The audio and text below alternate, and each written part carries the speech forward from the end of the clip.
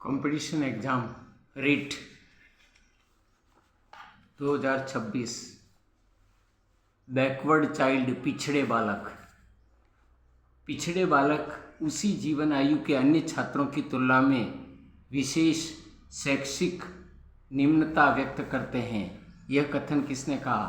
सोनेल ने। शैक्षिक पिछड़ेपन अनेक कारणों का परिणाम है। किसने कहा? कुप्पुस्वामी ने। किसने यह कहा कि जिस बालक की शैक्षिक उपलब्धि 85 से कम होती है उसे पिछड़ा बालक कहा जा सकता है? बर्ट ने। पिछड़ेपन को प्रायः किसे व्यक्त करते हैं? शैक्षिक उपलब्धि से। शैक्षिक लब्धि ज्ञात करने का सूत्र क्या है? शैक्षिक लब्धि शैक्षिक आयु अपॉन दैहिक आयु इंटू 100। कोई बालक रोजाना कक्षा से भाग जाता है, वह किस तरह का बालक है? पिछड़ा बालक। पिछड़े बालकों के चयन की विधि क्या है? निष्पत्ति परीक्षण। पिछड़े बालकों का अच्छा शिक्षक साहित्यिक रुचियों वाला मनुष्य होने के बजाय व्यवहारिक मनुष्य होना चाहिए। उसकी अभिरुचि पुस्तकीय होने के बल्कि मूर्त होती है। उसमें शारीरिक कार्य करने की योग्यता होनी चाहिए। यह किसने कहा? बर्ट ने।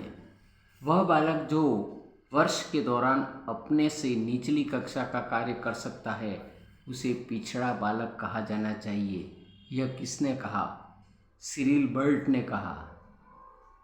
पिछड़े बालकों के कितने प्रकार होते हैं? 2 प्रकार, सामान्य पिछड़े बालक और विशिष्ट पिछड़े बालक। बर्ट ने जितने पिछड़े बालकों का अध्ययन किया उनमें 95% की बुद्धि सामान्य बुद्धि से निम्न थी।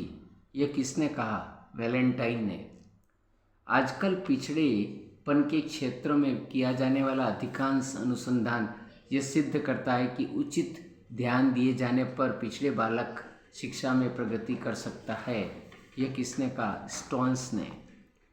कुप्पुस्वामी ने पिछड़े बालकों के कुल कितने लक्षण परिलक्षित किए हैं? 12। स्वस्थ शरीर में ही स्वस्थ मस्तिष्क का निर्माण होता है। यह किसने कहा? जॉन लाके ने। हस्तशिल्प कारीगरी की शिक्षा किसको दी जानी चाहिए? पिछड़े बालकों को। पलायनशीलता की प्रवृत्ति अधिक पाई जाती है। पिछड़ा बालक। भय, चिंता, असुरक्षा, तनाव आदि पिछड़ेपन के कौन से मूलभूत कारण के तथ्य हैं? संवेगात्मक अस्थिरता, हकलाना, तुतलाना, कम सुनना, शारीरिक कमजोरी इत्यादि पिछड़ेपन के कौन से मूलभूत कारण आते हैं? शारीरिक दोष। 9% बालकों के स्वभाव संबंधी दोष ही पिछड़ेपन के मुख्य कारण हैं। किसने कहा? बर्ट ने। पिछड़े बालकों की विशेषताएं। नंबर 1, सीखने में मंदता। नंबर 2, जीवन में निराशा। नंबर 3, सीखा हुआ भूल जाना। नंबर 4, बुद्धि परीक्षाओं में निम्न बुद्धि लब्धि। नंबर 5, सामान्य शिक्षण विधियों द्वारा शिक्षा ग्रहण न कर पाना। नंबर 6, समाज से पृथकता। नंबर 7, असमायोजित व्यवहार करना। नंबर 8, शारीरिक हीनता के भाव जागृत होना। नंबर 9, समाज विरोधी कार्यों की प्रवृत्ति विकसित होना। नंबर 10, बुद्धि परीक्षाओं में निम्न बुद्धि लब्धि यानी 90 से 110 तक होना। IQ अपनी ओर से उससे नीचे की कक्षा कार्य करना में असफल होना। सामान्य विद्यालय के पाठ्यक्रम के लाभ उठाने में असमर्थता। पिछड़ेपन के मूलभूत कारण: शारीरिक दोष,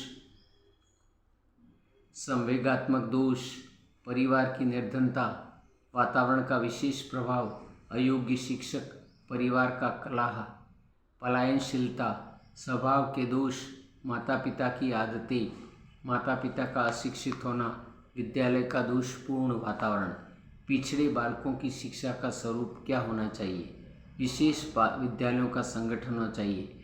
पाठ्यक्रम का निर्माण होना चाहिए।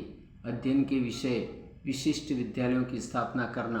नैतिकता की शिक्षा देना, योग्य अध्यापकों द्वारा शिक्षण करवाना, उचित शिक्षण विधियाँ, शारीरिक परीक्षण करवाना, छोटे समूह में शिक्षण करवाना, सांस्कृतिक विषयों की शिक्षा देना, विशिष्ट कक्षाओं का स्थापना करना।